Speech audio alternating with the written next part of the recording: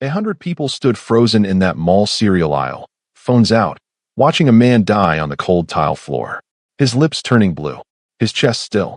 But one person moved, a barefoot 19-year-old everyone had ignored all morning. He dropped to his knees and pressed hard against the biker's chest, counting out loud while the crowd just stared. The biker's heart had stopped. Time was running out. And what happened after the ambulance doors closed? The truth will break you. Because sometimes the person society throws away is the one who saves us all. Before we continue, please subscribe to this channel and let us know in the comments where you are watching from. Enjoy the story. It happened during the lunch rush, when the mall was at its loudest. The air was thick with fryer grease and sugar, voices stacking on top of voices, trays clattering, laughter bouncing off tile and glass. In the middle of it all, a man in a leather vest and scuffed boots moved through the cereal aisle like a dark current. Hunter, a biker, broad-shouldered, weathered, the kind of man people clock without really seeing. He took 3 more steps, then slowed. His hand drifted to his chest, not dramatic, almost curious, as if checking for a misplaced wallet. Then his knees buckled. The sound didn't carry the way it should have. When his body hit the floor, the mall noise collapsed inward, as if someone had thrown a heavy blanket over the world. The roar of the crowd dulled into a distant underwater hum. In its place came a single, relentless thud. Thud, thud, thud. A heartbeat, too loud, too fast. People froze. That's the part no one likes to admit. Dozens of people were there, close enough to smell the leather, close enough to see his eyes roll back, close enough to help. And yet no one moved. Not because they didn't care, but because the human brain, when confronted with sudden crisis in a crowd, often waits for permission. Someone else will act. Someone else must know what to do. The bystander effect isn't cruelty. It's paralysis dressed up as normalcy. Hunter's lips were already changing color. A bluish tinge creeping in at the edges, subtle but unmistakable. Maybe 15 seconds had passed. In another 45, brain damage would begin. Time, which had felt abundant a moment ago, suddenly became a predator. A woman gasped and covered her mouth. A man fumbled for his phone, unsure whether to dial or record. A child tugged at his mother's sleeve and was pulled back, shielded, as if this were something contagious. The space around Hunter widened, a ring of uncertainty expanding outward. No one wanted to be first. No one wanted to be wrong. The heartbeat grew louder. Hunter tried to breathe. His chest hitched once, twice, then stilled. His eyes stared past the fluorescent lights, unfocused, already leaving. This was the moment where stories usually end, where hindsight arrives too late with perfect clarity, where everyone says, if only someone had done something. But here's what nobody knew yet. The boy watching from 20 feet away had a secret. Something his father taught him before the night everything fell apart. Stay with me, because that secret is about to save a life. And if you've ever felt invisible or wondered if one person can really make a difference, hit that subscribe button. Because this story proves the people society ignores might be the ones we need most. The mall held its breath. The crowd waited. And the line between life and death narrowed to a few fragile seconds. They didn't see Harris. That wasn't unusual. For 6 months, not being seen had become his routine. He existed in the mall's margins, in the quiet seams between crowds and closing hours. 19 years old, though the streets had carved extra years into his face. His shoulders carried a weight that didn't belong to someone his age, and his eyes had learned the discipline of staying down. At night, he slept in the parking garage stairwells, choosing the ones with broken lights and security doors that never quite latched. Concrete for a bed, a backpack for a pillow. Every morning, he folded himself back into the flow of the mall before anyone could ask questions. He washed in public restrooms, cold water splashed onto his face, hands scrubbed until they stopped shaking, soap when there was some, paper towels when there weren't. The cereal aisle workers knew him. Or rather, they knew how not to know him. They wiped counters around where he stood. They looked through him while calling out orders. A few slid day-old fries into the trash a little slower than necessary, never making eye contact. Kindness, but only the kind that doesn't ask for conversation. By noon that day, more than 200 people had already ignored him. They passed him with shopping bags swinging, phones glowing in their hands. They stepped around him when he sat too still. They flinched when he moved too fast. Harris had learned how to make himself smaller, how to blend into the architecture. A pillar, a shadow, a problem someone else would deal with later. But there was one thing the streets hadn't taken from him. When Harris was 14, His father had knelt across from him on a living room floor, hands placed carefully on a borrowed CPR dummy. His dad had been a paramedic, the kind who came home exhausted but never empty, the kind who believed knowledge was something you passed down, not something you hoarded.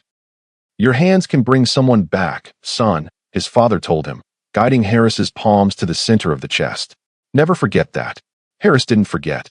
5 years ago, his father didn't come home one night. A drunk driver. A call that split time into before and after. His mother unraveled slowly after that, then all at once. Addiction filled the space grief left behind. Harris moved between distant relatives' homes, never long enough to unpack, never settled enough to breathe. When the last door closed, the street opened. And now here he was, invisible again, standing near a pretzel stand, counting coins, feeling the familiar ache of being overlooked. Then the sound changed. Not loud, just wrong. The air shifted. The crowd stiffened. Harris looked up and saw a man on the floor, too still, surrounded by a ring of hesitation. He saw the color draining from the man's face. He saw the seconds ticking away in the way only someone trained to notice could. Around him, people froze. Phones hovered. Feet shuffled. No one stepped forward. And on this particular Saturday, being forgotten was about to become his greatest advantage. Because when everyone else hesitated, no one was watching him. Harris didn't hesitate. He kicked off his worn shoes mid-stride and ran. Bare feet slapped against the cold tile, each step sharp and grounding, like the floor itself was keeping him present. He dropped to his knees beside Hunter, the impact jarring, immediate. Up close, the man looked bigger somehow, heavier, his chest unmoving, his skin tinged with blue that no lighting could explain away. The crowd shifted. Whispers rippled outward. Phones lifted higher. Somewhere behind them, security was pushing through, radios crackling, too many bodies in the way, every second stretched thin. Harris didn't look up. He placed one hand in the center of Hunter's chest, the other on top, fingers interlocked the way he'd been taught years ago on a living room floor that no longer existed. He locked his elbows, leaned forward, and pressed down. Hard. 2 inches deep. 1, he said out loud, his voice steady despite the noise swelling around him. 2, 3. The first compressions felt wrong, then inevitable. Bone resisted, then yielded. Harris counted anyway, each number an anchor. Around him, someone asked if an ambulance had been called. Someone else swore under their breath. A phone chimed as a video started recording. 28, 29, 30. He tilted Hunter's head back, pinched the nose, sealed his mouth, and breathed. Once, twice. Then his hands were back where they belonged. 1, 2, 3. Sweat beaded on Harris's brow, sliding down into his eyes. His arms burned, shoulders screaming, but the rhythm found him. Press, release, press, release. The mall dissolved into background static. There was only the chest beneath his palms and the count in his head. Someone yelled, "Is he even doing it right?" Harris didn't react. He couldn't afford to. He stared at a spot on Hunter's vest and kept going, arms pumping steadily, mechanically, like the rest of the world had been muted. His breathing synced with the compressions. 30. 2 breaths. Again. Time stretched. Seconds dragged like minutes. Then Hunter's body jerked. A sharp gasp tore out of him, ragged and sudden, like air was being yanked back into a place it had abandoned. His chest convulsed once, then again. A sound rippled through the crowd, a collective intake of breath, disbelief folding into relief. Harris froze for half a beat, just long enough to confirm it was real. Then hands were on his shoulders. Voices closer now. Louder. Paramedics dropped beside him, efficient, practiced, already taking over. Oxygen mask. Monitors. Commands fired in clipped bursts. Hunter was lifted onto a gurney, straps pulled tight, wheels locking and unlocking as they turned. And just like that, Harris stood up. No one stopped him. No one thanked him. In the chaos, he slipped backward, barefoot again among shoes and shopping bags, melting into the mass of people who had never noticed him before. By the time the gurney disappeared, he was already gone, heading back toward the corners he knew. Harris thought that was the end of it. Just another day of being nobody. But while he was walking back to his corner, something was already happening at the hospital that would change everything. And here's what makes this story unbelievable. Hunter wasn't just any biker. What he did for a living, and who he knew, is about to turn this entire story upside down. Hunter woke to beeping. Not the steady kind you tune out, but sharp, insistent pulses that cut through the fog in his head. His eyes fluttered open and closed again, overwhelmed by white light and the weight of his own body. Tubes traced into his arms. A mask rested against his face. Every breath felt borrowed. A doctor noticed the movement and stepped closer, calm but unmistakably serious. He explained it slowly, the way you do when the truth is heavy. You had a sudden cardiac arrest, he said. Someone started CPR almost immediately. Without that, you'd be brain dead or gone. Who was with you? Hunter frowned. He searched his memory and found only noise. Voices. Bright lights. Then nothing. I was alone, he said finally. I don't remember anyone. The doctor exchanged a look with the nurse. You weren't alone, he said. Someone knew exactly what to do. Later, when Hunter was strong enough to sit up, security wheeled in a small monitor. Mall footage. Grainy. Overhead angles. Time-stamped, but distant. The screen showed the serial all erupting into confusion, people stepping back, phones rising. Then, from the edge of the frame, a barefoot kid rushed in. 19 maybe. Thin. Moving fast. Hunter leaned forward despite the ache in his chest. He watched the boy drop to his knees, hands finding the right place without hesitation. Watched the compressions. Hard, deliberate, relentless. Watched the kid count out loud, jaw clenched, eyes locked downward like nothing else in the world existed. And then, just as suddenly, the footage showed him standing up and walking away, swallowed by the crowd. Hunter stared at the paused frame. There was desperation in the boy's movements. Not panic, purpose. The kind that comes from knowing time is the enemy and acting anyway. Hunter had seen a lot in his life. Violence, loyalty, brotherhood forged in blood and asphalt. He'd spent 20 years in a motorcycle club where the word family meant something hard-earned. But he had never seen this. A 19-year-old with nothing, giving everything to save a stranger he would never meet. Find him, Hunter said quietly. The nurse hesitated. Sir, he looks homeless. No shoes. No ID. He left before anyone could talk to him. Hunter didn't take his eyes off the screen. Find him anyway. I need to find him. Word spread fast through the channels Hunter knew. Mall security reviewed hours of footage. Guards were questioned. The mall workers were asked who they'd seen, who they'd ignored. Descriptions were passed around. Barefoot, backpack, young but worn. Some shrugged. Some said maybe. Most said nothing at all. Hunter lay in his hospital bed, heart sore but steady now, watching the ceiling and thinking about hands on his chest. About air forced into his lungs by someone who didn't know him anything. He knew loyalty. He knew debt. And this was a debt that didn't let you sleep. But finding a homeless 19-year-old who doesn't want to be found?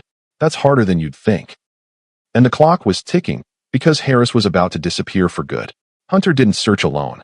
The moment he was discharged, his world moved. Brothers from the motorcycle club fanned out across the city, leather vests replaced with hoodies and ball caps, eyes scanning corners most people never looked at. They shared the footage with a single message attached. Help us find this hero. Faces that usually inspired fear were suddenly knocking on doors, asking quietly, listening closely. The video spread. Screenshots from the security footage appeared online. Stills frozen on a barefoot kid bent over a dying man. Local pages reposted it. Then larger ones. Then the news picked it up, looping the grainy clip while anchors talked about miracles and good Samaritans. The story grew legs, the kind that move faster than anyone expects. Harris saw it by accident. He was standing in the electronics store, warming himself in the artificial glow of televisions mounted in a perfect grid. The sound was low, but the image punched through. There he was, blurry, hunched, unmistakable, his hands on a stranger's chest, his bare feet on tile. His stomach dropped. His first instinct was to run, not because he regretted what he'd done, but because attention felt dangerous. Curiosity tugged at him too. The man had lived. He could see that now. The headline said so. For a split second, pride flickered. Then fear crushed it. Harris pulled his hood tighter and backed away as a security guard passed too close, eyes sweeping the crowd. Another step, and he would have been seen. Another glance, and everything could have unraveled. He slipped out a side entrance and disappeared into the garage stairwell, heart hammering like it had in the cereal aisle. The mall changed after that. A news crew set up near the cereal aisle, lights glaring, microphones outstretched. Witnesses were interviewed, most saying the same thing. They didn't know him. They hadn't noticed him. Harris watched from behind pillars, from reflections in glass, timing his movements between crowds. Twice he almost crossed paths with people holding printed screenshots. Once he ducked into a restroom and waited 20 minutes, breathing shallow, listening for footsteps. He had reasons to hide. Outstanding warrants for loitering. Tickets he could never pay. A lifetime of learning that systems rarely distinguish between help and trouble when you look like he did. Attention meant questions. Questions meant records. Records meant doors closing. Because here's what Harris knew that we didn't. After his mother died, he'd been passed between distant relatives like an obligation no one wanted. Each house came with new rules, new tension, and the unspoken countdown to when he'd be asked to leave. By 19, he'd been on his own for over a year. Being homeless was hell, but it was hell he controlled. No one could throw him out of a stairwell. No one could decide he'd overstayed his welcome. If you think every young person deserves a real chance and a safe place to sleep, drop a comment saying, "Everyone deserves dignity." Let's show Harris, and young adults like him, that people care. The search intensified. Days passed. Hope thinned. Then, on the third day, someone recognized him. But it wasn't who Hunter expected. And what this person knew about Harris was about to crack this story wide open. Maria had noticed him long before the cameras did. She worked the late shifts in the mall, wiping counters, arranging cereal, watching the mall empty itself of people who had places to go. She never asked Harris his name. She never asked why he was there. She just started leaving things where he'd find them. A wrapped sandwich set a little too close to the trash.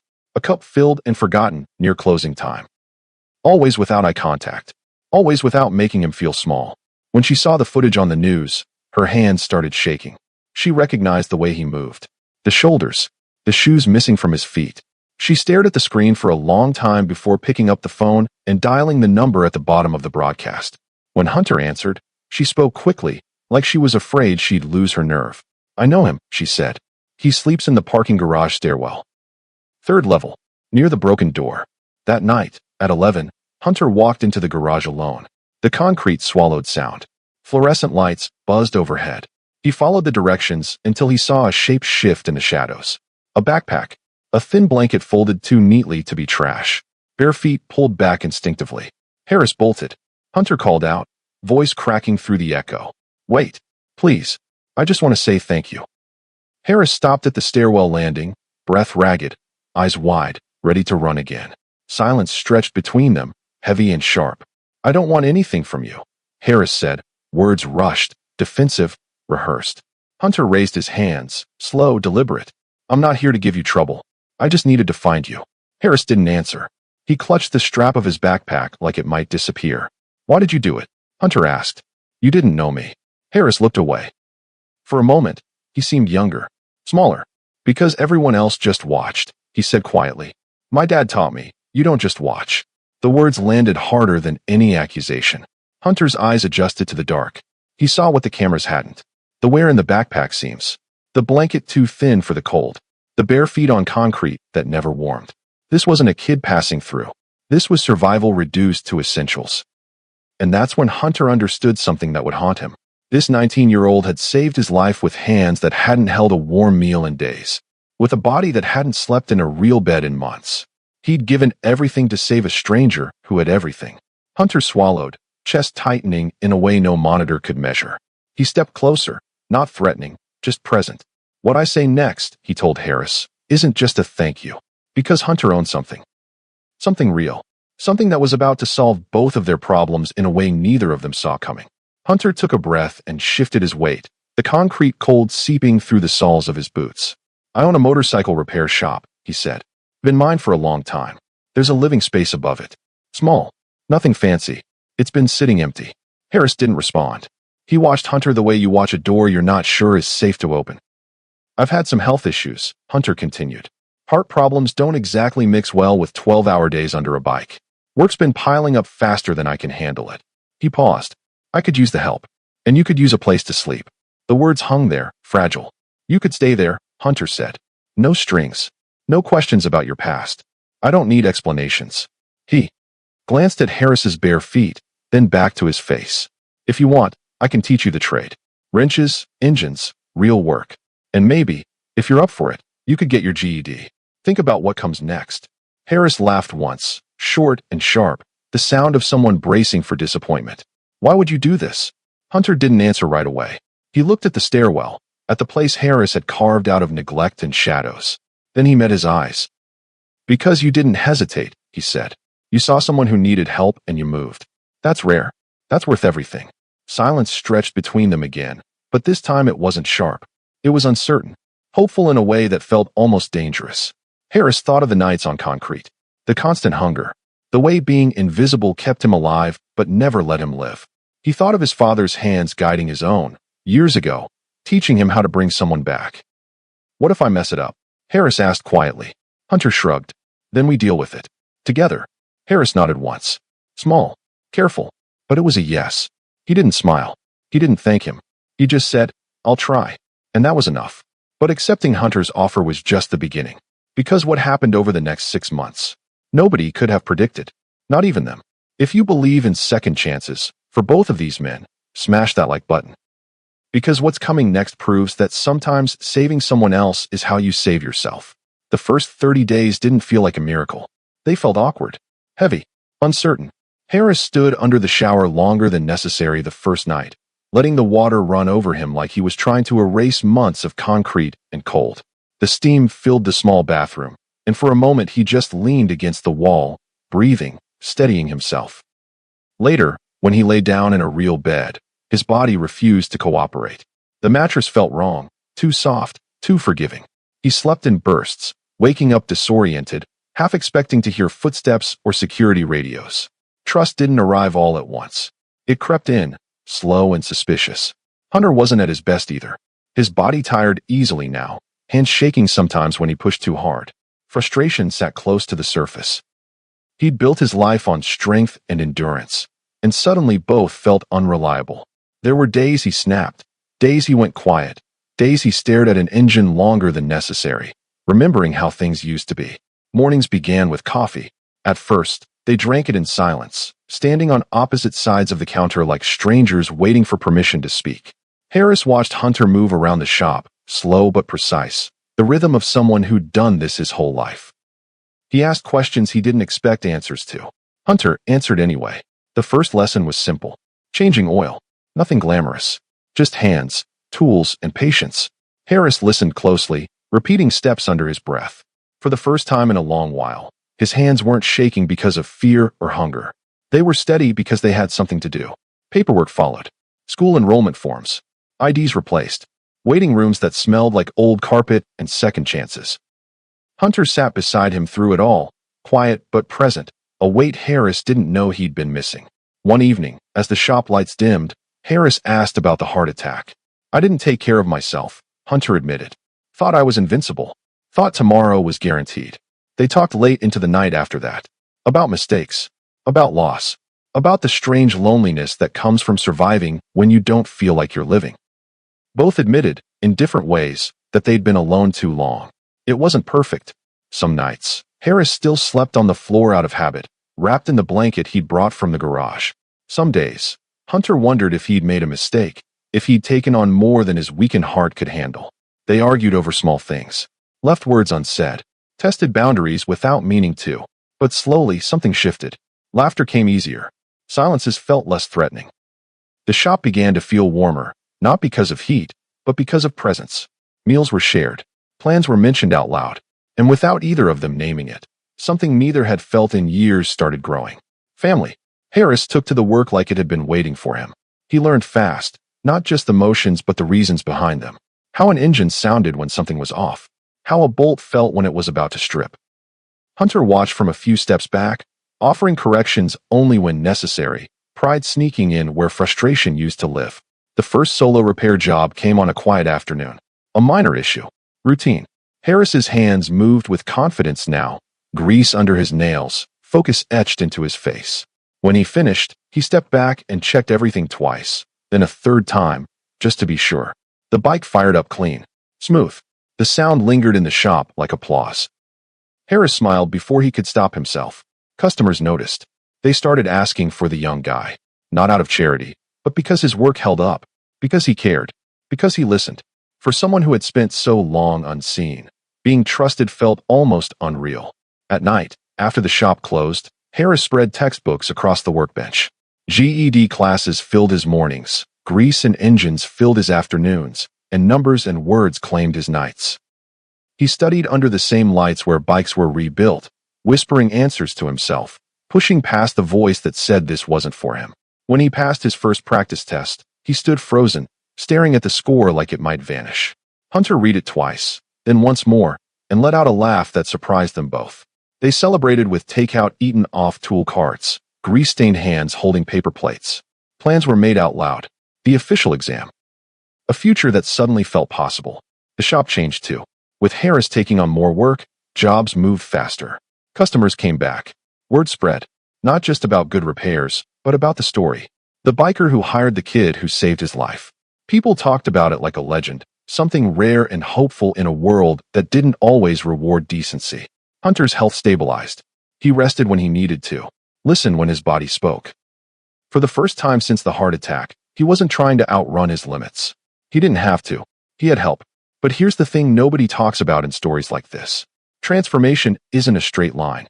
It bends. It doubles back. It drags the past behind it like a shadow that refuses to be outrun. And just when everything seemed to be working, when routines felt solid and hope felt earned, the past came knocking. What happened next tested everything they'd built. And it all started with a knock on the door at 6 in the morning, on a Tuesday, when neither of them was ready for what stood on the other side. The knock came early, sharp and official, cutting through the quiet of the morning. Hunter opened the door to find two police officers standing on the threshold, faces neutral, hands resting where training had taught them to rest. They explained it calmly. A welfare check. An anonymous tip about a possible squatter situation. Questions that needed answers.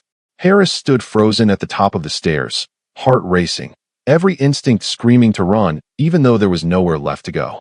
The words came back all at once. Loitering charges, warnings, citations that never really went away, just waited. The officers asked about residency, about paperwork, about how long Harris had been staying there, and whether it was legal. They asked about his past. Their tone wasn't cruel, but it was firm, procedural, heavy with the weight of consequences. Hunter stepped forward. He lives here, he said. With my permission. They needed proof. A formal agreement. Something in writing. Good intentions, it turned out, weren't enough. For the next few days, everything felt fragile again. Hunter hired a lawyer and moved quickly, unwilling to let bureaucracy undo what they'd built. Paperwork was drafted. A proper rental agreement put in place. Dates clarified. Signatures added. Harris sat across from the lawyer, hands folded, answering questions honestly. His outstanding warrants surfaced, just as he'd feared. Loitering charges. Petty. Old. A record of survival more than wrongdoing. This time, context mattered. The charges were dismissed, the circumstances taken into account, the system, briefly, unexpectedly, showing mercy. People spoke up. Maria came forward and told her story. Customers from the shop wrote statements. His GED instructor talked about late nights and determination. About a kid who showed up every day and tried. When it was Harris's turn, his voice shook, but he didn't stop. He gave me a reason to try again, he said. That was enough. When it was over, when the paperwork was filed and the door closed behind the last official visitor, the shop felt quieter than it ever had. Hunter sat heavily at the table. Harris leaned against the wall, breath finally slowing. Neither of them spoke right away. Relief came in waves. Not loud, not dramatic. Just the steady realization that this mattered more than either of them had admitted. That losing it would have hurt more than they were prepared to face. And that's when they both understood the truth. That day in the mall, two people were dying. One from a stopped heart, one from a stopped life. And somehow, impossibly, they'd saved each other.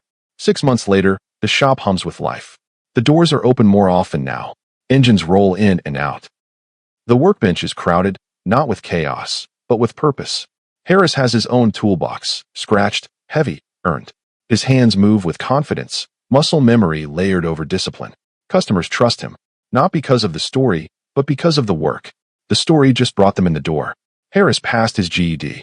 The certificate hangs on the wall near the office, not framed, just pinned up like a reminder. He talks now about vocational programs, about certifications, about what comes next. Not with certainty, but with something better, belief that the future isn't closed to him anymore. Hunter's health is steady, strong. He rides again, listens to his body, respects the limits he once ignored. He speaks openly now about heart health, about warning signs, about the seconds that matter. He tells people that surviving isn't enough if you don't change what almost killed you. When people ask about Harris, Hunter doesn't hesitate. He's family now, he says. Not my son. He's a grown man. But family. The kind you choose. The ripple spreads. A local outreach program forms, focused on young adults who've aged out of the system with nowhere to land. Food, showers, guidance without judgment. The community center starts offering free CPR classes, taught by people who understand that knowing what to do can turn fear into action. A phrase appears on flyers and social posts, simple and direct. Don't just watch. Hunter still rides his motorcycle. But now there's a second bike in the garage. And on Sunday mornings, you can see them both, two men riding side by side, engine steady, miles ahead of them. One was given a second chance at life. The other was given a second chance at living. They didn't save the world. They saved each other. And sometimes, that's how change really starts. They went back to the mall together. Not to relive it, not to make a spectacle, just to stand where everything had shifted. The mall looked smaller than it had that day. Cleaner. Ordinary.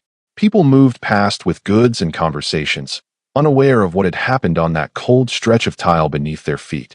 Harris stood quietly, hands in his pockets, eyes fixed on the floor. I didn't think about it, he said after a moment. I just moved. Hunter nodded. That's what heroes do, he replied. They don't think. They act. They stood there longer than necessary, letting the noise wash over them. The same noise that once faded into a heartbeat. The same place where fear had frozen a crowd and instinct had pushed one invisible kid forward. The lesson was simple, but uncomfortable. Society's forgotten people often have the most to give. The ones we overlook, step around, pretend not to see. They carry stories, skills, courage we never bother to notice. One moment can change two lives. Sometimes more. Family isn't always blood. Sometimes it's chosen in the space between fear and action. And age doesn't define wisdom or courage. Circumstance doesn't erase worth. Some people say Harris saved Hunter's life that day. Hunter says Harris saved his soul. The truth is quieter and bigger at the same time. They saved each other. And that cold tile floor in a crowded mall became the place where both their lives truly began. Harris was 19, legally an adult, but he'd never really had the chance to live until the moment he dropped to his knees and refused to let a stranger die. This story isn't just about a rescue. It's about seeing people, really seeing them. Harris had been invisible for 6 months. Walked past, stepped over, ignored. 19 years old, and society had already written him off. But when the moment came, he was the one who showed up. Not the business people in suits. Not the security guards with training. A barefoot 19-year-old with nothing but a memory of his father's voice. 100 people stood frozen. Only one moved. And that made all the difference. If this story moved you, if you believe that everyone deserves to be seen, that every person has value, I need you to do 3 things. First, subscribe to this channel if you haven't already, because we're going to keep telling stories about the people society overlooks, the invisible heroes. Second, comment below, I see you. 3 simple words Harris needed to hear his whole life. Let's flood this space with them. Third, share this story. Because somewhere right now, there's another Harris. Another kid who feels invisible. And there's another Hunter. Someone who needs help but doesn't know where it'll come from. This story proves it can happen. But only if we stop walking past each other. Thanks for watching this one. I'll see you in the next story. And remember, don't just watch. Move. Because somewhere out there, there's another 19-year-old who just needs one person to see them. One person to believe in them. Be that person.